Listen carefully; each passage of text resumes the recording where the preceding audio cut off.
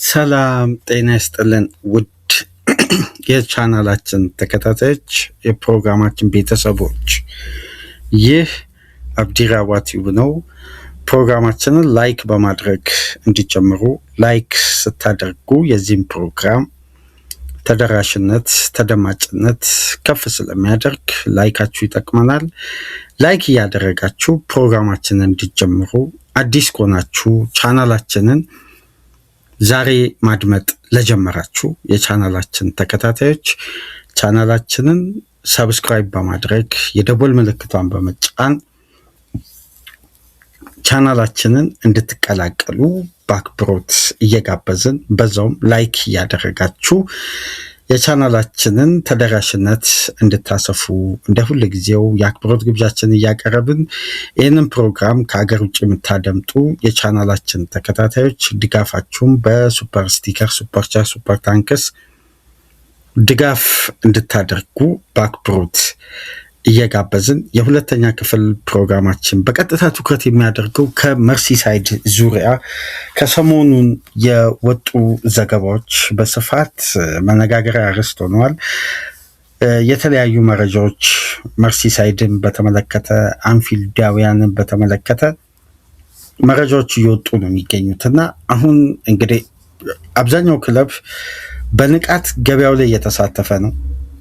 የአብዛኛውን ክለብ ንቃት ግን ከሚያስቆሙ ጉዳዮች መካከል የሻጭ ክለቦች የገንዘብ ጥየቃ ወይም የሚጠይቁት የውል ማፍረሻ ክፍያ አሁን በፒኤስአር በኤፍኤፍፒ ዘመን እንደዚህ አይነት ክፍያዎችን አንድ ክለብ ለአንድ ተጫዋች ከፍሎ እንደገና የሂሳብ መዝገቡን ማኔጅ አድርጎ ረጅም ርቀት ፋይናንሻሊ ለመሄድ በጣም ስለሚከብድ ክለቦች እዛው በሊጉ ኤክስፒሪየንስ ካደረገ ተጫዋች የበለጠ ከሊጉ ውጪ ያለ ተጫዋች አምጥተው ኤክስፒሪየንሱን ቢያሳድጉ ሳይሻል እንዳልቀረ የተገነዘቡ ይመስላል። ምክንያቱም ለአንድ ተጫዋች የሚጠየቀው የዋጋ ክፍያና የውል ማፍረሻ አሁን ላይ ከክለቦች አቅም ጋር በተያያዘ በጣም ፈታኝ እየሆነ እንደመጣ እየተዘገበ ነው የሚገኘው። በጣም ፈታኝ እየተባለ ምክንያቱም በቅርብ ጊዜያት ውስጥ እየወጡ የሚገኙ የክለቦች የዋጋ ተመን ለራሳቸው ተጫዋች ሻሽ ክለቦች የሚያወጡት ተመን ከሚጠበቀው በላይ ወይም ከተጫዋቹ ብቃትና ኤክስፒሪየንስ አኳያ አንድ ክለብ የዛን ያክል ዋጋ ከፍሎ ከዚህ ተጫዋች የሚያገኘው አገልግሎት የረጅም ጊዜ በዘላቂነት ቢሆንም ግን አሁን በቦታው ላይ ያለው አንገብጋቢ ምላሽ ግን በዛ ደረጃ ክፍያ የሚያስወጣ አይደለም። ካለው ውስን ኤክስፒሪየንስ እና የበለጠ ክለቡ ከሚፈልገው ክፍተት አንጻር እና ብዙ ሪስኮች እየተስተዋሉ ነው የሚገኙት። ለምሳሌ ታስታውሳላችሁ ከሰሞኑ ትናንት በነበረን ፕሮግራም ሰርተን ወደ እናንተ ተደራሽ አድርገናል። ለኤሌት አንደርሰን 121 ሚሊዮን ፓውንድ ፊክስድ ፊ እንዲሆን ነው የምንፈልገው ብሎ ኖቲንግሃም ፎረስቶች፣ ሌሎች ክለቦች ማንቸስተር፣ አርሴናል ከዛም በኋላ መረጃውን ትናንት ያደመጣችሁ የሊቨርፑል ደጋፊዎች ወደ እናንተ ተደራሽ አድርገናል። ዘግይቶ ቢሆንም ሊቨርፑል ኤሌት አንደርሰን ላይ የአንዳንድ ቅድመ ሁኔታዎችን መጠየቁንም ተሰማ። ግን በጭራሽ ኖቲንግሃም ፎረስት የሚጠይቁት ዋጋ መክፈል ስለማይፈልግ ሊቨርፑልም ዝውውሩን ጥሎ ወጣ። ማንቸስተር ሲቲ ብቻ ነው ያለው 106 ሲደመር 15 ለኤሌት አንደርሰን። ከቀናት በፊት በአሌክስ ስኮት ዙሪያ መረጃ ስንሰራላችሁ የምታስታውሱ ከሆነ ሊቨርፑል 52 ሚሊዮን ፓውንድ ለማቅረብ ነው። በርንማውዝ 60 ሚሊዮን ፓውንድ ገደማ እንደሚጠይቅ ነበር ሩመርስ በአጠቃላይ በእንግሊዝ ዙሪያ ሲወጣ የነበረው። ከሁለት ቀናት በኋላ ሊቨርፑል ስለ ኦፊሻል ኦፈሩ ቀጣይ ስቴፖች ሲያስብ 80 ሚሊዮን ፓውንድ አድርገው በርንማውዞች የተጫዋቹን የመሸጫ ዋጋ በጣም ከፍ አደረጉት። አሁን የክለቦች ድርድር ብቻ ሳይሆን ጨረታው ላይ የሚሳተፉ ክለቦች በአንገብጋቢነት ተጫዋች ከፈለጉ የጨረታው አቅም ለክለቦች ሁሉ በፋይናንስ ረገድ ከአቅም በላይ ይሆናል። ለምሳሌ ማቲያስ ፈርናንዴሽ ላይ ተመልከቱ። ልክ የሮሚዮ ላቪያ አይነት ጉዳይ እየተፈጸመ ነው የሚገኘው። ታስታውሳላችሁ የሊቨርፑል ደጋፊዎች ሮሚዮ ላቪያ ለማስፈረም በሚደረገው ፉክክር ሊቨርፑል ሻምፒዮንሺፕ የሚጫወት የሻምፒዮንሺፕ ኤክስፒሪየንስ ያለው ገና ዴቨሎፕ የሚያደርግ ተጫዋች ላይ 58-60 ሚሊዮን ፓውንድ አንከፍልም። 48 ሚሊዮን ፓውንድ ለተጫዋቹ አሁን ላይ ላለው ኮንትራት ማፍረሻ በቂ ነው ብለው ደመደሙ። ቼልሲ ገባ። 56 ሚሊዮን ፓውንድ ሲደመር 2 ሚሊዮን ፓውንድ በአዶንስ ተጫዋቹን አስፈረም። የላቪያን አገልግሎት ተመልከቱ። አሁን ላይ በቼልሲ ቤት ያኔ ሊቨርፑልና ቼልሲ መካከል ከፍተኛ ፉክክር ተደርጎ የፈረመበትን ክፍያ አሁን እምቅ አቅም፣ ኳሊቲ፣ ረጅም ጊዜ መገልገልን፣ ረጅም ፕሮጀክትን ለሚያስብ ቡድን በእርግጥ እንደነዚህ አይነት ክፍያዎችን መክፈል መድፈሩ ተገቢ ሊሆን ይችላል። ግን ያ ክለብ የሚገኝበት ስታንዳርድ ደረጃና ይህን ኢንቨስትመንት ለማውጣት የሚያስገድዱ ቅድመ ሁኔታዎች ሲታዩ ግን የሚመጡ ተጫዋቾች እድሜ፣ ኤክስፒሪየንስ አሁን ላይ የሚገኙበትን ደረጃ ስንመለከት ግን ዋጋውና የተጫዋቹ አገልግሎት ተመጣጣኝ ነው ብሎ ለማሰብ ትንሽ ይቸግራል። እና የእንግሊዝ እግር ኳስ በተጠናቀቀው የውድድር ዓመት የምታውቁት ስትራይከር ዲል ነበር፣ የአጥቂ የዝውውር ሂደት ነበር። ሊቨርፑል የብሪታንያ ሪከርድ ሰበረ። አርሴናል ከፍተኛ ገንዘብ አወጣ። ማንቸስተር ዩናይትድ ከፍተኛ የወደፊት ትልቅ አጥቂ ማስፈረም ቻለ። ኒውካስልን፣ በርካታ ክለቦችን ተመልከቱ። በቅርብ ዓመት እነ ቶትንሃምም ስትራይከር ዲል ነው። ይሄኛው ሳመር ደግሞ ሚድፊልደር እና ዊንገር ዲል አብዛኛው ክለቦች ትኩረት ያደረጉት። ሊቨርፑልም እንግዲህ ከሰሞኑ ከተለያዩ አማካዮች ጋር ስሙ በተደጋጋሚ በየቀኑ ማለት ይቻላል ስሙ እየተቀያየረ እንግዲህ ስሙ ይያያዛል። ግን በክለቡ እቅድ ላይ መሰረት ያደረገው ጉዳዮች ሊቀየሩ የሚችሉት በሁለት አቅጣጫ ብቻ ነው። አንደኛው ሊቨርፑል አሁን ገበያ ላይ አጥብቆ የሚፈልገው የ6 ቁጥር ተጫዋች፣ አጥብቆ ስላችሁ በጣም በቅርበት የሚፈልገው ሲሪየስ የሆነ ኦፈር ይዞ ሊቀርብ የሚችለው ከቀጣይ ሳምንት የስራ ቀናትን በዚህ ሳምንት መረጃውን ልናደምጥ የምንችለው የላሚን ካማራ እና የመሐመዱ ሳንጋሬ ጉዳይ ነው። በጣም በጥብቅ የሚፈልጋቸው ሁለቱ የ6 ቁጥር ቦታ ተጫዋቾችን ነው። ፊዚካሊቲም አግሬሲቭም፣ በተለይ ደግሞ ከአንዶኒ ኢራዮላ መምጣት በኋላ ከአደም ዋርተን የበለጠ ትኩረታቸው ወደ እነዚህ ሁለት ሴንትራል ዲፌንሲቭ ሚድፊልደር ላይ በቀጥታ ታርጌት አድርጓል። ምክንያቱም የራዮላ ቡድን የበለጠ ፊዚካሊ ፋይት የሚያደርግ አግሬሲቭ የሆነ የአማካይ ክፍል ስለሚፈልግ ለእንደነዚህ አይነት አጫዋቾች ቀደም ተብሎ በክለቡ የተመለመሉ ተጫዋቾች ትኩረት እንደሚስቡ የአሌክስ ስኮት ጉዳይ እንዳለ ሆኖ ግን እነዚህ ሁለት የአህጉራችን ተወላጆች የሊቨርፑል በጣም ከፍተኛ ኢላማ ናቸው። የሌንሱና የሞናኮ አማካይ እና በ6 ቁጥር ቦታ በየትኛው መመዘኛ ይሁን ተጫዋች ለቀቀም አልለቀቀም ሊቨርፑል ተጫዋች ማስፈረሙ የማይቀር ነው። በዚህኛው ሳመር የ6 ቁጥር ተጫዋች ምናልባት የበለጠ ሚዛን ሊደፋ የሚችለው ከነዚህ ሁለት ተጫዋቾች አንዱ ካልሆነ አንድ ተጫዋች ተጨማሪ ከጆንስ ወይ ከማካሊስተር አንዱ የሚለቅ ከሆነ ሁለቱን ሊያመጡ ይችላሉ። ምክንያቱም ናቹራል ዲፌንሲቭ ሚድፊልደር የማስፈረም እቅድ ሊቨርፑል ገና ያለፈው ሳመር አይደለም የመጀመሪያው የስሎት የሳመር የዝውውር እቅድ ማርቲን ዙቢመንዲን የማምጣት ፕላን የነበራቸው በእነዚህ ምክንያቶች ያ ጉዳይ እንግዲህ በግራቨንበርግ ለ2 ዓመት እልባት ለመውሰድ ተሞከረ። አንደኛው ሲዝን ሰራ፣ አንደኛው ሲዝን አልሰራ። ስለዚህ ለምን ናቹራል ተጫዋች ማምጣት ያስፈልጋል የሚል ድምዳሜ ላይ ስለተደረሰ ናቹራል ሴንትራል ዲፌንደር ማምጣታቸው ዲፌንሲቭ ሚድፊልደር ማምጣታቸው የማይቀር ነው። ግን ማካሊስተር ለምሳሌ የሚለቅ ከሆነ ሊቨርፑል ቨርሳታይል የሆነ አማካይ ነው የሚያመጣው። ያ ማለት ከ6 ቁጥሩ ፕላን ጋር ምንም በቀጥታ የሚጋጭ ጉዳይ የለም። ስለዚህ የበለጠ ሁለቱን ተጫዋቾች ላይ ታርጌት ሊያደርጉ የሚችሉት እንደ ፕላን በአንድ የማካሊስተር ክፍያ ሁለቱን ተጫዋቾች ማምጣት የሚችልበት ሂደት ስላለ፣ ምክንያቱም የላሚን ካማራ ክፍያ 38 ሚሊዮን ፓውንድ ነው። የመሐመዱ ሳንጋሬ ደግሞ 31 ሚሊዮን ፓውንድ ነው። የሁለቱ ተጫዋቾች ግዢ በአሌክሲስ ማካሊስተር ሽያጭ ከቨር የመደረግ ይሄ የቀድሞ ሊቨርፑል ስልታዊ የዝውውር ሂደት በከፍተኛ ኢንቨስትመንት የሚፈጸም ሳይሆን ስልታዊ ኢንቨስትመንት ሊፈጸም የሚችልበት እድል ስላለ ነው። ይሄ ምናልባት ተደጋጋሚ ኮሜንት ስለተሰጠ አሁን ያለው ወቅታዊ አፕዴት ለማድረስ ያክል ነው፣ ከያዝነው ነጥብ ጋር ምንም አይነት በቀጥታ ተያያዥነት ስለሌለው እና የዛሬው ነጥባችን እንግዲህ ወደ ፖርቱጋል ነው የምንሄደው።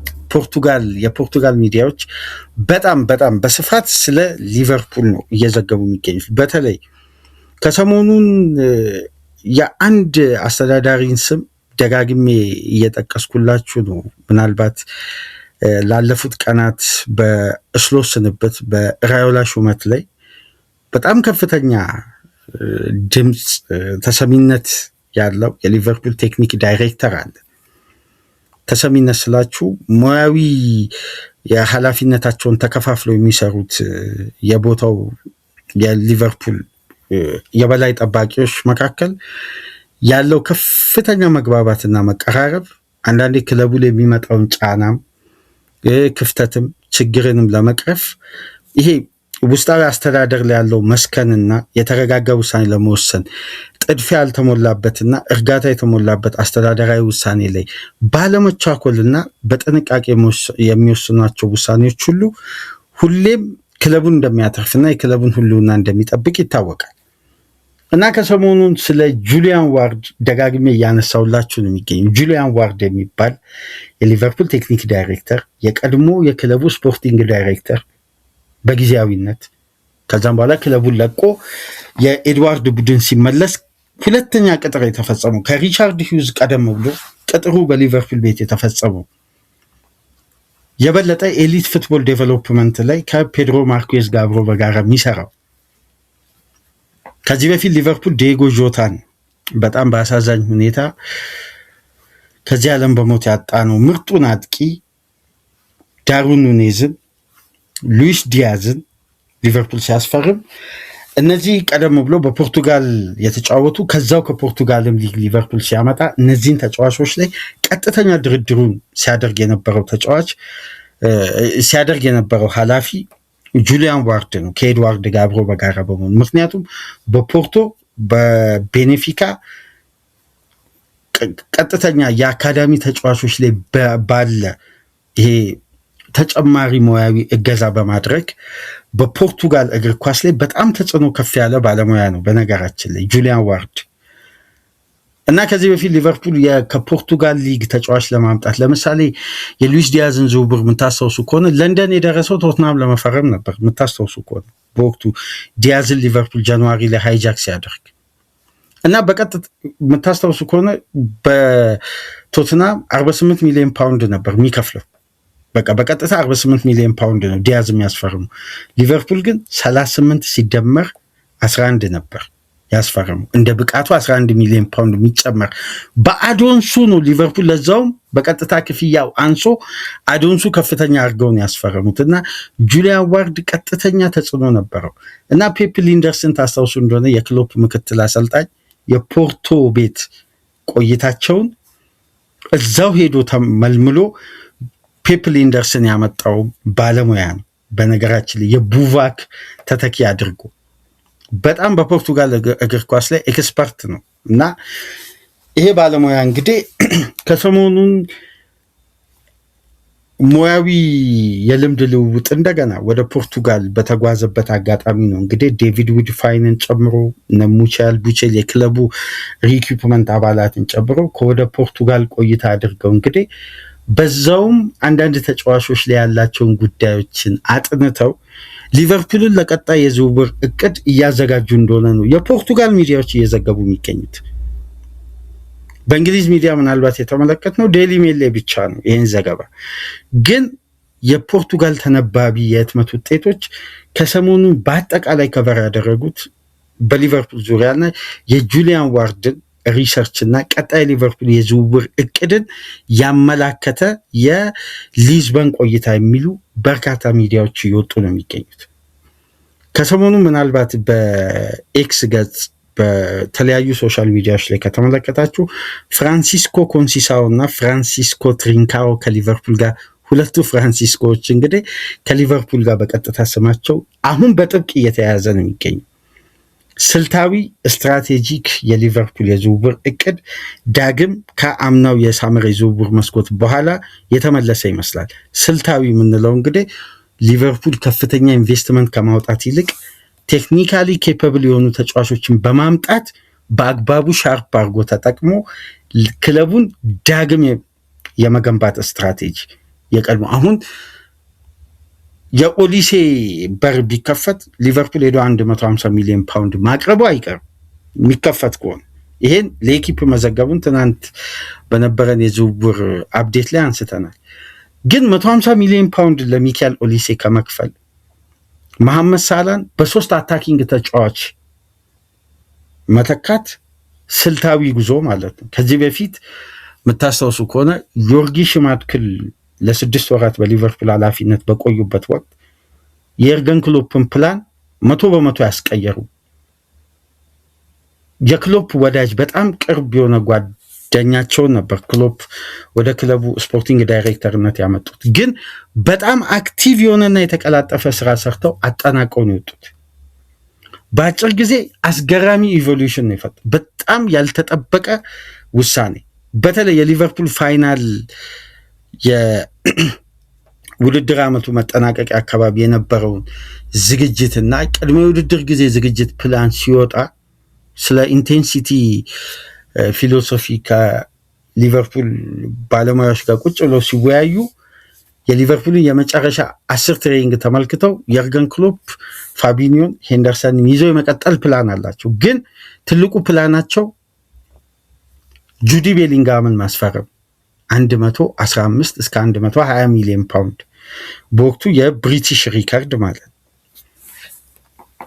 ይህንን ክፍያ ከፌኖ ስፖርት ግሩፕም በጀቱን አግኝተዋል። በነገራችን ግን ዮርጊ ሽማድክል ይሄ እብደት ነው ብለው ነው ክሎፕን ያሳመኑት። ፋቢኒዮንና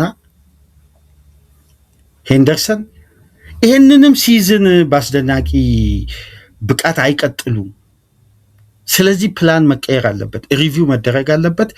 በቀጣይ ሊቨርፑል የበለጠ ዳይናሚክሱን እዚህ ጋር ኢቮሉሽኑ መጀመር አለበት። የአማካይ ክፍሉን አደጋ ውስጥ ክለቡ የበለጠ ይገባል ብለው ክሎፕን አሳምነው የአማካዮቹን መልቀቅ በር ከፈቱ።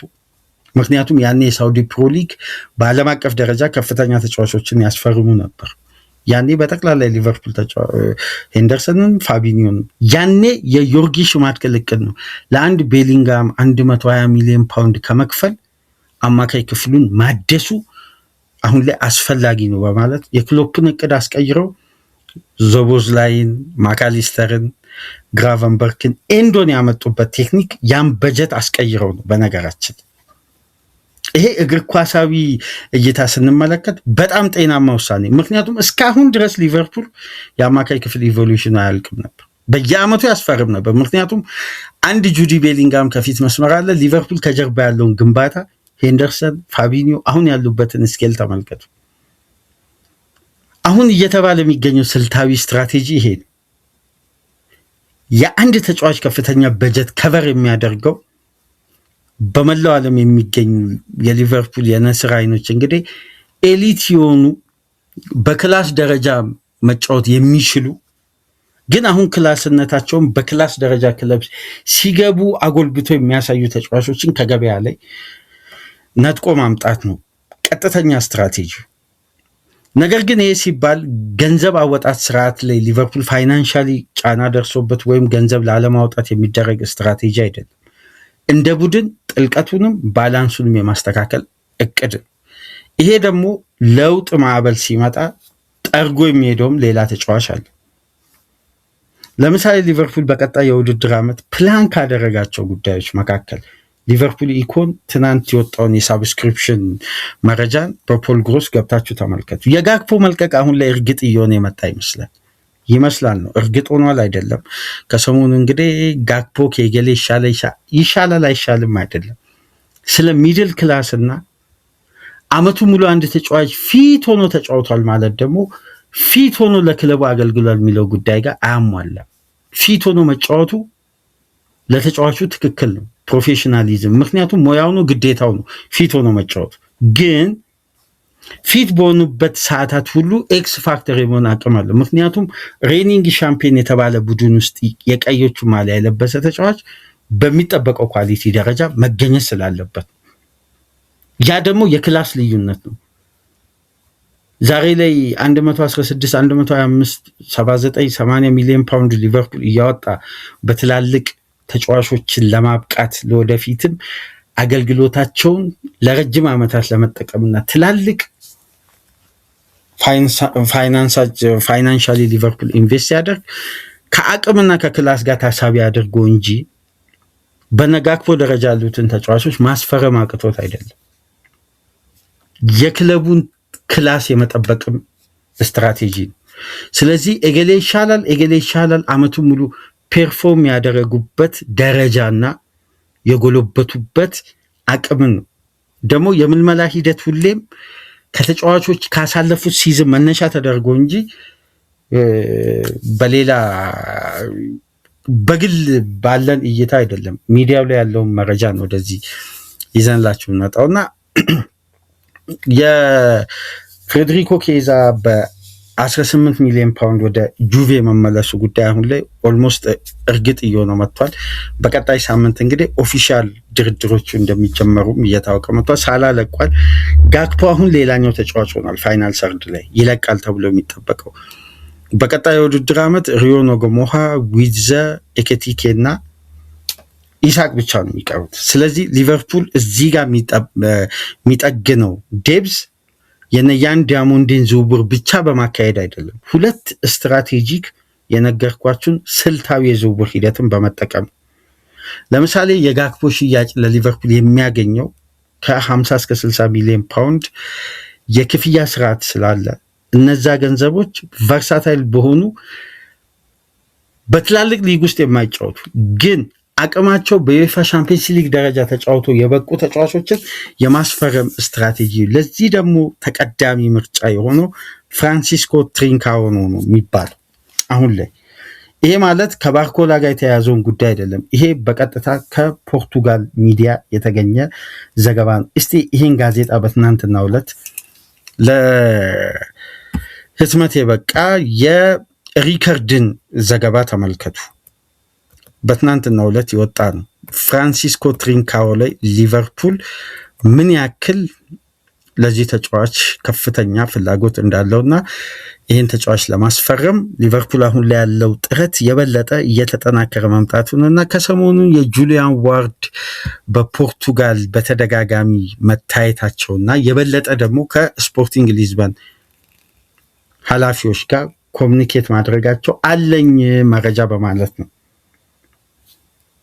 ሪከርድ መረጃውን ይዞ ወጣ። እንግዲህ እነዚህ ሚዲያዎች እንደምታስታውሱት አምና በቪክተር ዮኬሬስ ዝውውር ላይ የበለጠ የታመኑና የተጨበጡ መረጃዎችን በማውጣት ይታወቃሉና አሁን ላይ ሪከርድ እንደሚለው ከሆነ ለሊቨርፑል በዘንድሮ የውድድር ዓመት ክለቡ ካደረጋቸው ምልመላዎች ውስጥ በፖርቱጋል በተደጋጋሚ በተለይ አርሴናልና ስፖርቲንግ ሊዝበን በነበራቸው ደርሶ መልስ ጨዋታዎች የሊቨርፑል የምልመላ ዲፓርትመንት ኃላፊዎች እንግዲህ ተገኝተው ሁለቱንም ዙር የደርሶ መልስ ጨዋታ ተመልክተዋል። ስለ ፍራንሲስኮ ትሪንካኦ ከየትኛውም ዩሮፒያን ኤሊት ክለቦች የበለጠ በቂ መረጃ አላቸው። አሁን ላይ ደግሞ ሊዝበን የዚህን ተጫዋች ሪሊስ ክሎዝ አክቲቭ አድርጓል። ሊቨርፑል ፍራንሲስኮ ትሪንካኦን መከታተል የጀመረው ዛሬ ሳይሆን ተጫዋቹ ገና በወልቭስ በሚጫወትበት ወቅት ከባርሳ አካዳሚ ወደ ወልቭስ በውሰት በሄደበት ወቅት ነው። ያኔ ማለት ሊቨርፑሎች መከታተል የጀመሩት እና ዛሬ ላይ ተጫዋቹን ለማስፈረም እንግዲህ ሪሊስ ክሎዙ 60 ሚሊዮን ዩሮ ወይም 52 ሚሊዮን ፓውንድ ነው። ይሄ ሪሊስ ክሎዝ ትሪግ የሚደረግ ነው። ይሄን ከግምት ውስጥ በማስገባት እንግዲህ ኳሊቲን፣ ጥንካሬን፣ እድሜን የበለጠ ብስለትና የላቀ ኤክስፒሪየንስ ሊጉንም የሚያውቅ በዩኤፋ ቻምፒየንስ ሊግም ለተከታታይ የውድድር ዓመት ፐርፎርም ያደረገ በጤንነቱም ደግሞ ባለፉት 2 ተከታታይ የውድድር ዓመት በአስተማማኝ ሁኔታ ፐርፎርም ማድረግ የቻለና የበለጠ ደግሞ ሮቤርቶ ማርቲኔዝን በማሳመን የዓለም ዋንጫ የፖርቱጋል ስብስብ ውስጥ ጥሪ የደረሰለት ተጫዋች ነው ይላል። ፍራንሲስኮ ትሪንካውን የተመለከተው መረጃ ይሄ አሁን ከሪከርድ የተገኘ ዘገባ ነው። ሪከርድ ይህን ዘገባ ይዞ ወጣ። ሌላኛው ደግሞ የፖርቱጋል ሚዲያ የፖርቱጋል ጋዜጣ በሌላ በኩል ደግሞ ሌላ መረጃ ይዞላችሁ መጥቷል። ከትሪንካዎ ጋር በተያያዘ አንድ ጋዜጣ ላይ ነው። በነገራችን ላይ ይሄን መረጃ በትናንትናው ዕለት የተመለከትኩትና በጣም የትሪንካዎ መረጃ በዚህ ልክ ከሊቨርፑል ጋር መያያዙ እንግዲህ በሊቨርፑል ትላልቅ ፔጆች ላይ በተደጋጋሚ እየተነሳ ነው የሚገኘው። ይሄ መረጃ ደግሞ የወጣው ከአቦላ ነው። አቦላ አለኝ ባለው መረጃ መሰረት ይሄንን ጋዜጣ ደግሞ ተመልከቱት። አቦላ ይዞ የወጣው ጋዜጣ ነው ትናንትና ከፍራንሲስኮ ትሪንካዎ ጋር በተያያዘ። አቦላ ደግሞ የሚለው ምንድን ነው? የፍራንሲስኮ ትሪንካዎ ተወካዮች በቀጥታ ከሰሞኑን በልምድ ልውውጥና የወትሮ ሙያዊ አገልግሎት ለመስጠት ወደ ፖርቱጋል ብቅ ካለው ከጁሊያን ዋርድ ጋር ፊት ለፊት የስፖርቲንግ ሊዝበን ኃላፊዎች ግንኙነት አድርጓል። ይሄ ተጫዋች በድጋሚ ወደ ቀድሞ ወደሚያውቀው ሊግ ሊመለስ የሚችልበት እድል በጣም ሰፊ ነው የሚለው አቦላ። ይሄ የበለጠ አቦላና ሪከርድ በነገራችን ላይ በተለይ ሪከርድ የሊዝበን እዛ ዋና ከተማ ላይ የሚታተም ጋዜጣ ነው እንደምታውቁት። የበለጠ ለቤኔፊካና ለስፖርቲንግ ሊዝበን ቅርብ ነው። አቦላ ደግሞ የበለጠ እዛው በሊዝበን የሚታተም ሲሆን ግን ፖፑላር የሆነ ቤኔፊካ ቤዝድ የሆነ ግን የሊዝበንን መረጃ አካቶ የሚጽፍ ነው። አሁን የናሽናል ፐብሊክ ጋዜጦች ናቸው እነዚህና የበለጠ ዋና ከተማ ላይ የሚታተሙ በፖርቱጋል የበለጠ ተቀባይነት ያላቸው ዕለታዊ ጋዜጦች ከትናንት ጀምሮ በነዚህ ተጫዋቾችና በሊቨርፑል ዙሪያ በተለይ የጁሊያን ዋርድን የፖርቱጋል ቆይታን በተመለከተ ለሊቨርፑል ብቁ የሆነ አድቫንስ የሆነ ቅድመ ሁኔታዎችን ይዞ ተመልሷል። ስለዚህ በቀጣይ ክለብ ከክለብ ጋር ኦፊሻል የሆኑ ቀጣይ ስቴፖች ይጠበቃሉ። ግን የሊቨርፑል ፍላጎት ዛሬ አይደለም። በትሪንካዎ ላይ 2021-22 አንስቶ ነው። የበለጠ ደግሞ ዘንድሮ ከፈረንጆቹ አዲሱ ዓመት አንስቶ ሊቨርፑል በገበያው ላይ ከተመለከታቸው የፊት መስመር ቨርሳታይል ተጫዋቾች መካከል አንዱ ፍራንሲስኮ ትሪንካዎ እና የበለጠ ክለቡ ያመነበት ፖርቱጋላዊ ተጫዋች ነው። የጁሊያን ዋርድ የምልመላ ውጤት የሊቨርፑል ኃላፊዎችን የበለጠ ሶስተኛ የሜዳ ክፍል በሚሰጠው አማራጭ ምክንያት የተመረጠ የፊት መስመር ተጫዋች ነው። አሁን አቦላና ሪከርድ ይህን መረጃ ይዘው ሲወጡ የበለጠ በተጫዋቹና በተወካዮቹ በሊቨርፑል ኃላፊዎች መካከል ስላለው ግንኙነትና ክለብ ከክለብ ጋር ኮሚኒኬሽን መጀመሩን መነሻ በማድረግ ነው። ከዛም በኋላ በቀጥታ ደግሞ ወደ ኦጆ ወደሚባለው የፖርቶን ደግሞ ቤዝድ አድርጎ የሚጽፍ የበለጠ ከፍተኛ ተነባቢነት ያገኘ ማለት ከፍተኛ ታማኝነት ያገኘ የበለጠ ወደ ኤፍሲ ፖርቶ አድልቶ የሚጽፍ ወይም የፖርቶ ጋዜጣ የሚባለው ኦጆ የሚባለው መረጃ ደግሞ እኔ ያለኝ ባለው መረጃ መሰረት የቀድሞ የፖርቶ ተጫዋች አሁን በዩቬ የሚገኘው ደግሞ ያኛውን ፍራንሲስኮ ኮንሲሳውን ደግሞ የበለጠ ሊቨርፑል በስልት የመሐመድ ሳላ ሁለተኛ ተተኪ አድርጎ ሊቨርፑል ፕላን ማድረጉን ኦጆ የሚባለው መረጃ ደግሞ ይዞ ወጥቷል። ይሄም ጋዜጣ ደግሞ ተመልከቱት። ከፖርቶ በ32 ሚሊዮን ዩሮ ቅድመ ክፍያና አጠቃላይ 38 ሚሊዮን ዩሮ ፓኬጅ ከነ ብቃቱ ታይቶ እስከ 45 ሚሊዮን ዩሮ ገደማ ተስማምቶ በቅርብ ዓመት ውስጥ ወደ ጁቬ የሄደው የ32 ሚሊዮን ዩሮ ፖርቱጋላዊ ተጫዋች ሌላ የዝውውር ሂደት አጋጥሞታል ነው ኦጆ የሚለው። ይኸው የኦጆን ጋዜጣ ደግሞ በዚህ ላይ ተመልከቱ። ይህንን ጋዜጣ ደግሞ ይዞ መውጣት የቻለው የፖርቱጋል ሌላኛው ጋዜጣ ኦጆ የሚባለው ነው። የበለጠ በዚህ ዙሪያ ይዞ መውጣት የቻለው ስለ ፍራንሲስኮ ኮንሲሳኦ። የኮንሲሳኦ ጉዳይ በነገራችን ላይ ዛሬ አይደለም ይሄ መረጃ መውጣት የቻለው ወይም ዛሬ የተጀመረ መረጃ አይደለም። የምታስታውሱ ከሆነ የጣሊያን ሚዲያ በስፋት ስለዚህ ተጫዋች አብዝቶ ከሊቨርፑል ጋር ሊንክ አድርጎ በተለይ መሐመድ ሳላ መልቀቁ ከተረጋገጠ በኋላ ሰፊ ሽፋን ተሰጥቶት ስለዚህ ተጫዋች ይዘገብ ነበር በጣሊያን ሚዲያዎች እና ተጫዋቹ የምታስታውሱ ከሆነ በኢንተርናሽናል ብሬክ ከሊቨርፑል ጋር ስሙ መያያዙን ተከትሎ ጥያቄ ቀርቦለት ይህንን ጥያቄ መልሶ ነበር እና ማንኛውም ተጫዋች በወደፊት ህልሙ እንደዚህ አይነት ስቴጆች ላይ የበለጠ አሁን ካለውበት ደረጃ ራሴን ማሳደግ ብፈልግ ወደ እንግሊዝ ከተዘዋወርኩ የሊቨርፑል አይነት ትልቅ ክለብ መቀላቀል ለየትኛውም ተጫዋች ድሪም ነው በሚል መግለጫ መስጠቱ ይታወቃል። ዛሬ ላይ እንግዲህ የፖርቶ ደግሞ ሚዲያ እዛ ለፖርቶ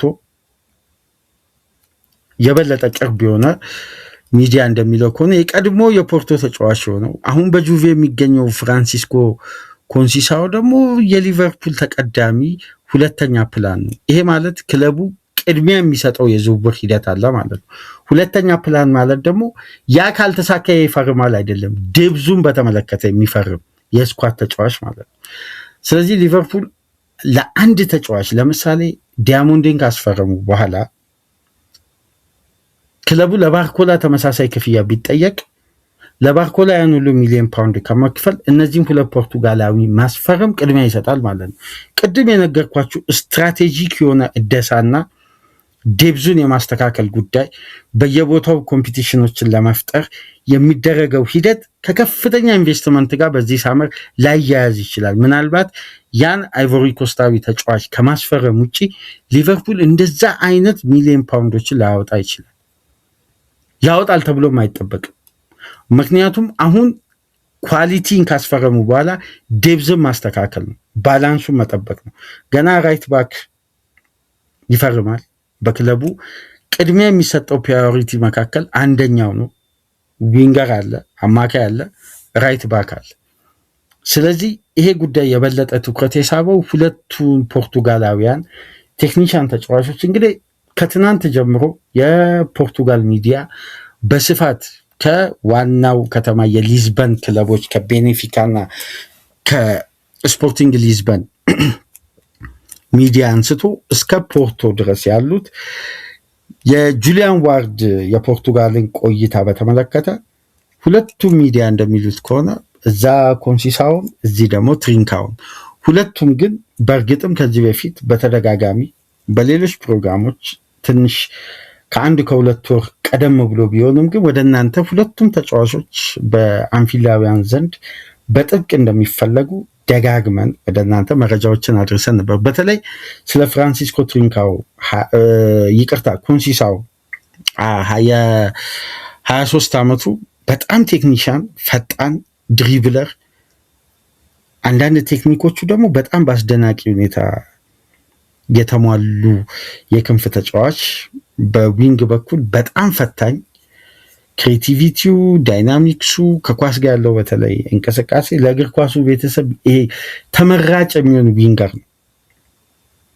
የበለጠ 1v1 የሚያሸንፍ በድሪብል በተለይ እስኪሉና ፈጣን የፔዳላዳው እስኪል በበለጠ ይወደዳል። ይሄ የቀድሞ የፖርቶ የኤሲ ሚላን አሰልጣኝ የኮንሲሳኦ ልጅ ፍራንሲስኮ ኮንሲሳኦ እና አሁን የሊቨርፑል ኃላፊዎች ትኩረት የሳቡ ሁለቱ ፖርቱጋላውያን እንግዲህ ፍራንሲስኮች ትሪንካኦ እና ኮንሲሳኦ ናቸው።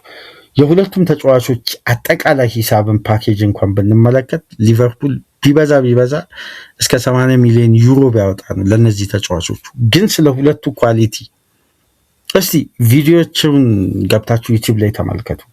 ቴክኒካሊ የበለጠ የተሟሉ ናቸው። የሶስተኛ የሜዳ ክፍሉን የማጠናከር የማጎልበት፣ ጥልቀቱን የማሳደግ በተለይ ኬዛንም ጋክፖንም ሊቨርፑል ለቆ አንድ ተጫዋች ያመጣል የሚለው ስልት በእርግጥ ብዙም ተመራጭ ይሆናል ብዬ አላስብም። ኬዛንም በዚህ ወጣት ተጫዋች፣ ጋክፖን በዚህ ፖርቱጋላዊ ክሬቲቭ ቨርሳታይል በሶስቱም ቦታ መጫወት የሚችል የበለጠም አንዳንድ ጨዋታዎች ላይ በተለይ ሩበን አሞሪም የስፖርቲንግ ሊዝበን አሰልጣኝ እያለ እነ ቪክተር ዮከሬስ በሌለበት ጨዋታዎች ሁሉ የሐሰተኛ 9 ቁጥር ሚና ሰጥቶት ያጫውቱት ነበር በሶስተኛ ሜዳ ክፍል እና የትሪንካዎ ቨርስታይል መሆን የኮንሲሳው ደግሞ ዴብዙን በቦታው ላይ የሚኖረውን ኮምፒቲሽን ከፍ ለማድረግ አሁን ላይ በእርግጥ የሊቨርፑሎች ትልቅ ፕላንና ትኩረት እንደሆነ በስፋት እየተነሳ የሚገኘው መረጃው በአጠቃላይ ግን እየወጡ የሚገኙት ከወደ ፖርቱጋል ነው። በእንግሊዝ ሚዲያ የፖርቱጋል ሚዲያ የሊቨርፑል ኃላፊዎች እንግዲህ ከወደ ፖርቱጋል ብዙ ክለቦች ዙሪያ ያንዣበቡ ፖርቱጋላውያን ተጫዋቾች ዙሪያ ትኩረት ማድረጋቸውን ቀጥለዋል እያሉ ነው። ይሄ መረጃ እንዴት ነው በሚል ነው ዴይሊ ሜል ያወጣው። ታስታውሱ እንደሆነ በቅርብ ጊዜ ውስጥ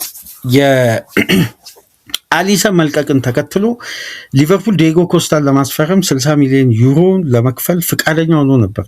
የምታስታውሱ ከሆነ ይህም መረጃ ወደ እናንተ ተደራሽ አድርገን ነበር። ጁቬ አግሬሲቭ ሆኖ አሊሰን ላይ በመጣበት ወቅት ከዛ በኋላ ሊቨርፑል ሀሳብ የተቀየረበት ዋነኛ ምክንያት አንደኛ የአሊሰን ኤክስፒሪየንስ ከሳላ እኩል በዚህ ስብስብ ላይ ትልቅ ኤክስፒሪየንስ እና ትልቅ የቡድን ስፕሪትን የሚጠብቁ ተጫዋቾችን በአንዴ ከማጣት ይልቅ አሊሰንን ማቆየት የመረጡበትም ስትራቴጂ ነው እንጂ ያስቀረው ዲየጎ ኮስታን ለማስፈረም ሊቨርፑሎች በጣም ጠንካራ ፍላጎት ነበራቸው። ግብ ጠባቂው የፖርቱጋል ዋና ግብ ጠባቂው እና አሁን የጁሊያን ዋርድ መመለስ እንግዲህ የሊቨርፑል ከፖርቱጋል ተጫዋቾችን የማስፈረም ትስስር ዳግም እንግዲህ ይሄ ሰርኪዩት መዘርጋቱን ነው እየተመለከተ የምንገኘው እና ሁለቱ ፖርቱጋላውያን እንግዲህ አሁን ላይ ከሊቨርፑል ኃላፊዎች ጥረት አኳያ መረጃ አለን ያሉ ነው የሚገኙት አቦላና ሪካርድ። ይህን ጉዳይ እስቲ እንዴት ትመለከታላችሁ? ሰፊ ትንተናን የወጡት ገብታችሁ የኦጆና የአቦላ ዘገባ ሳብስክሪፕሽን አለው፣ የሪከርድ ሳብስክሪፕሽን የለውም። ገብታችሁ መረጃውን ትራንስሌት አድርጋችሁ መከታተል ትችላላችሁ። እና ሁለቱ ተጫዋቾች እንግዲህ አሁን ላይ በስፋት በፖርቱጋል ሚዲያ ከሊቨርፑል ጋር ስማቸው ተያይዞ ይገኛል። እስቲ ጉዳዩን የበለጠ ዴቨሎፕ አድርጎ ዛሬ ወይ ነገ መረጃው ይወጣል ተብሎ በእንግሊዝ ሚዲያዎች ይጠበቃል። ጉዳዩን ተከታትለን እንግዲህ ያለውን ወቅታዊ ሁኔታ አፕዴት የምናደርጋችሁ ይሆናል። ለማንኛውም ከተመቻችሁ ላይክ አድርጉ።